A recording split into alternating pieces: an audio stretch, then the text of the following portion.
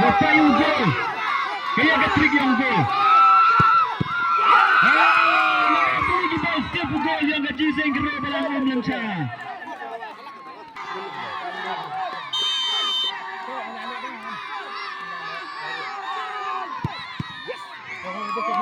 Goal.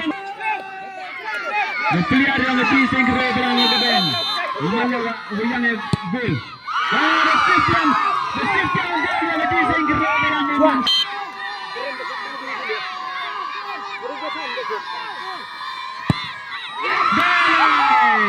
Kaya kajing kerekam yang gol ini. Umlyngsha hejur pelawan gol.